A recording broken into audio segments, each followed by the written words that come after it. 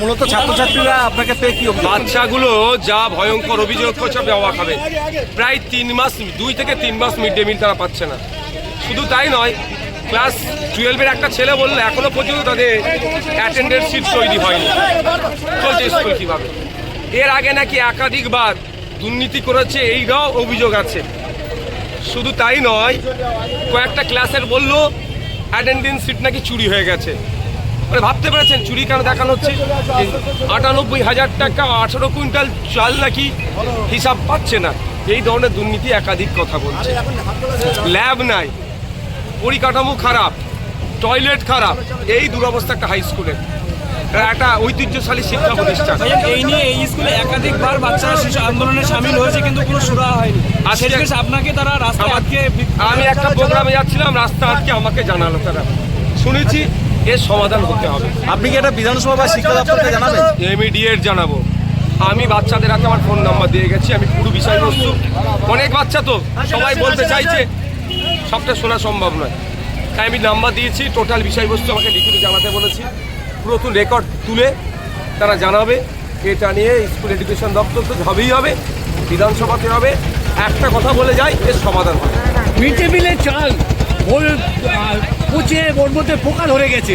34 বস্তা থেকে 40 বস্তা চাল পরিদর্শনে ছিল জেলা বিদ্যালয় অম্বর দপ্তর। তারা পর্যন্ত অবাক হয়ে গেছে মিড ডে মিলের বাচ্চারা। 3 মাস বাচ্চা মিড ডে মিল পাচ্ছে না, 2 মাস পাচ্ছে না। এই অন্যায়ের আমরা বরদাস্ত করবো না। এটা বাচ্চা বললো, আমি অবাক হয়ে গেলাম যে এমনও বাচ্চা আছে এই মিড ডে মিলটা খেয়ে তাদের একবেলা চলে, এমনও বাচ্চা আছে, অর্থাৎ তারা আর্থিকভাবে দুর্বল, তারা এসে স্কুলে মিড ডে মিলটা পাচ্ছে। মানে দেখা হয় দেখাই হয়তো মিড ডে মিলটার জন্যই হয়তো আসছে স্কুলে।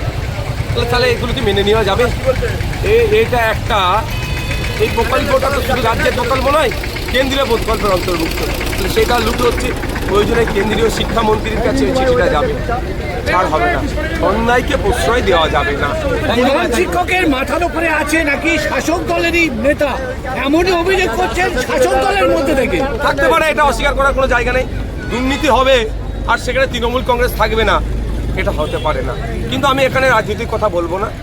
এখানে আমি এতটুকুই, শিক্ষা প্রতিষ্ঠান আর ছাত্রছাত্রী, এই তাদের সাথে আমার সম্পর্ক। ভাইয়া, আজ থেকে কিছুদিন আগে ছাত্রছাত্রীদের অভাব অভিযোগ নিয়ে অভিভাবকরা শিক্ষকদের সঙ্গে একটা বৈঠক হয়। সেখানে একটা মারাত্মক অভিযোগ ছিল প্রধান শিক্ষক দীর্ঘদিন স্কুলে আসে না, কিন্তু অ্যাটেন্ডেন্সে তার নাম সিগনেচার হয়ে যাচ্ছে। এটা কিভাবে সম্ভব?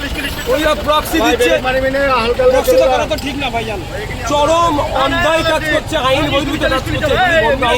আমরা এসআইআর তো স্কুল সার্টিফিকেট প্রযোজ্য, এখন ম্যান্ডেটরি লাগছে ওটা, কিন্তু সেখানে প্রধান শিক্ষকই আসে না। ওর বদলে অন্য কারো সিগনেচার দিয়ে যদি করে নেয়, সেটা যদি পরে ইনভ্যালিড ঘোষণা করে তখন কি হবে? বা অবৈধ ঘোষণা করে। চরম অন্যায় হচ্ছে, এই অন্যায়গুলোকে বন্ধ করতে হবে। আর সরকার এই অন্যায়গুলো দেখতে দিয়ে যাচ্ছে, আমরা সেটা চোখে দেখিয়ে